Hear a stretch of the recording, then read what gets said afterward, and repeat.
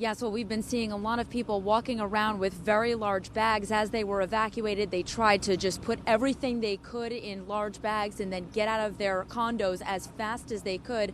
What we've been able to learn is this complex is made up of two huge buildings. The first one is the one where the fire started. That is called the Russell Building. The second is this one that you see right across the street from River Road. That building is called River. This building is still in okay condition right now. There might be some fire damage on the far side, but Russell is really the one that police and fire units have been working on all night tonight. What we have here is we have a very wide shot of what's been happening. Still hundreds of firefighters on this scene, but we got very close to the fire earlier. Hundreds of people have been displaced from their homes following a massive, out-of-control fire in a condominium complex in Edgewater Wednesday night. I feel bad for these people and worried about them. The complex, which is made up of two large buildings, caught fire at about 5 o'clock in the evening.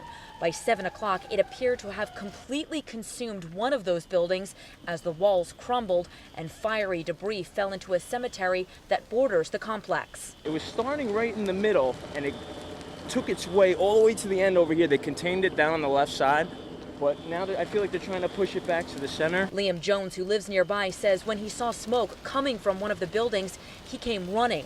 By then, he says the residents had already been evacuated, but he did hear screams as he watched the fire spread. The middle is down to the second floor, and over here now we got the fourth floor toppling over. This brick part is going to go up real bad.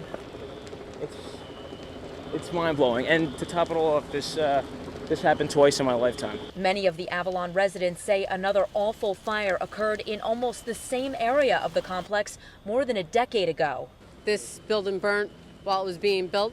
Hundreds of firefighters responded to the scene, many of them trying to protect the second building in the complex from going up in flames. The more the fire consumed the first building, however, the more we saw blue flames erupting out of the condo units. That's probably from the gas pipes that are throughout the building.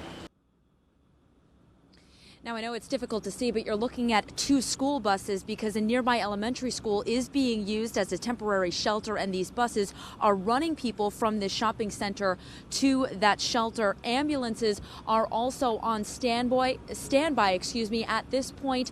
No injuries, thankfully, have been reported since all those residents were able to be evacuated. Again, no injuries reported as of yet.